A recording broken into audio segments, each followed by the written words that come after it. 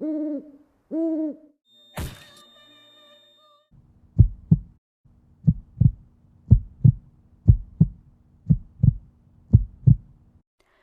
guys, so today I did this heart ripped out inspired tutorial, and this was inspired off of Vampire Diaries because I am obsessed with that show. Can't stress that enough. But yeah, if you want to see how I did this, then please keep on watching. Starting off, I have my foundation and concealer done already because it doesn't really matter what foundation and concealer you use for this look. And then for the brows, I'm making them really arched and bitchy looking, basically. And I'm using the Anastasia Dip Brow Pomade in chocolate with a 266 brush from MAC.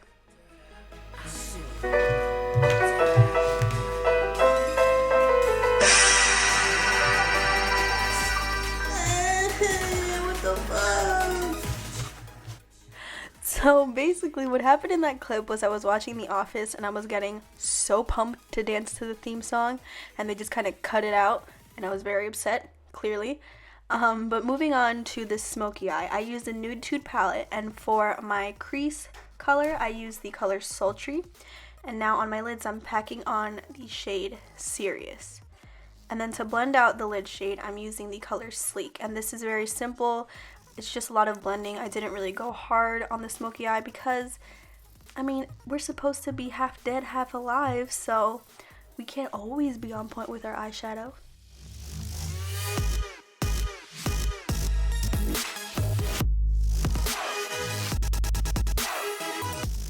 And then here I'm just blending the sultry color underneath my eye and just poking myself in the eye because, you know, we need to get our eyes reddened up for this look.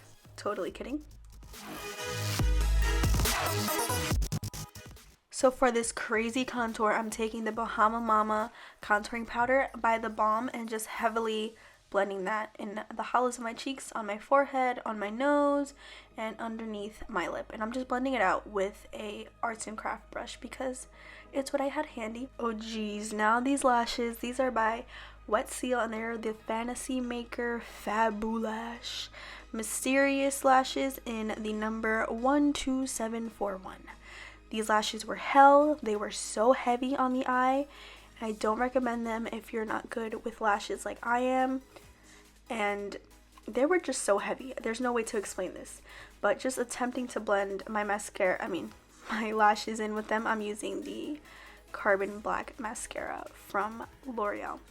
And then for lipstick, I'm using Pretty Natural by Milani, I believe, just to give our lips some color for the outer part, because now I'm using the Death Wheel by Ben Nye and taking that gray color and just putting that from the inner to the outer parts of my lips, obviously so that we look dead.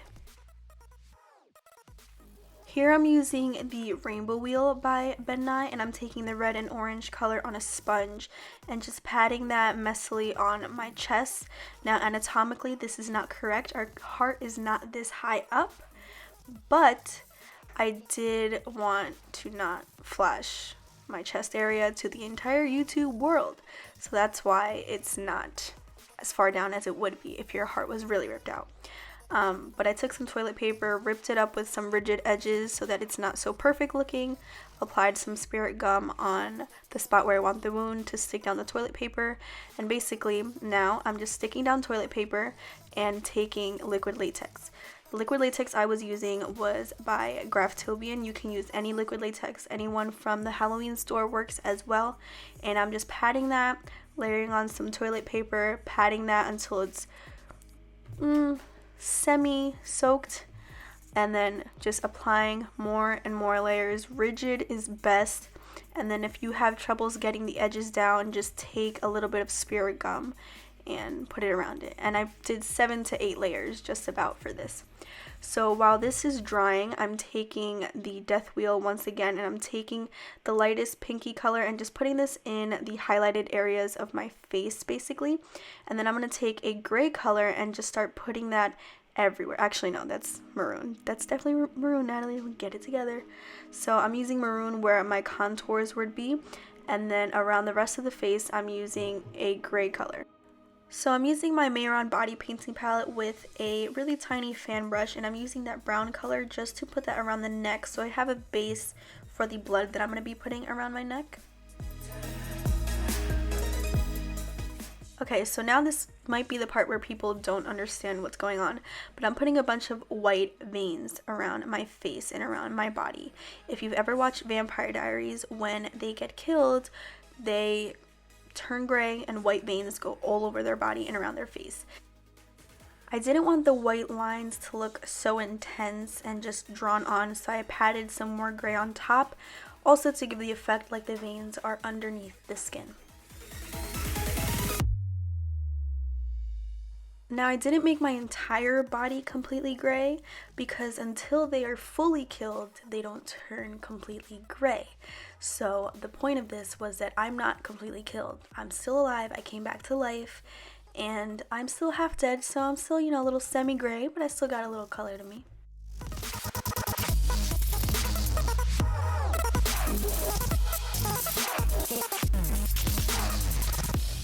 Here I just took the straps of my shirt down, so it's kind of weird, but I didn't want to have no shirt on, so if you can see it, that's just what it is. I didn't want to be full on naked in front of this.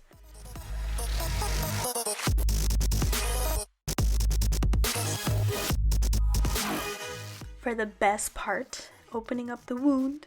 So be very careful with this if you've never done it before. I don't know why I exaggerated the very like that. It sounded demonic. But you take a pair of scissors. Usually I like to use ones that are used for eyebrows most of the time. And I make a small hole, and for this one I just ripped it in every which way direction, because if your heart was ripped out of your chest, let's be real, it wouldn't rip in a perfect circle. So to give the hole some depth and to make it look like it's a deep wound, I'm taking black and putting that down first on my chest, and then I'm putting it around the edges as well, just to make that piece of flesh look kind of, rotten. Sounds disgusting, but it is what it is.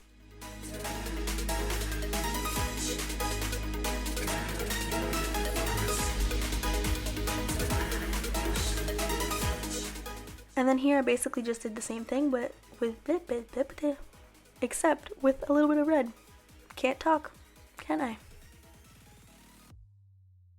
And for the most manageable of all bloods, scab blood. This blood does not move for nothing. So this is the blood I'm using on the interior of the wound because I don't want that to be dripping, and I want there to be blood there. I don't want it to just look like there's paint on the inside of the wound. So that's what I'm doing first. So on my neck, I'm just putting whatever is left on that brush just so I can wipe off the residue. And yes, I use the back of the brush. I just noticed that I didn't explain that, just because I feel like it's easier than using your fingertips because they're kind of rounded at the bottom. I don't know if that makes sense. You know what I mean? They're rounded at the bottom, so they kind of act as fingers. But here I'm taking regular vampire bottled blood and just using that to put it around the neck because I wanted to make it look like this vampire had been fighting for her life. And then I put some on the nose, and then here is a hilarious clip of me trying to get gel blood to work, and it didn't whatsoever, clearly. So I just opted out for some vampire blood. I don't really like this one for putting around the mouth because it drips quite a lot and it doesn't stay in place, but it is what it is.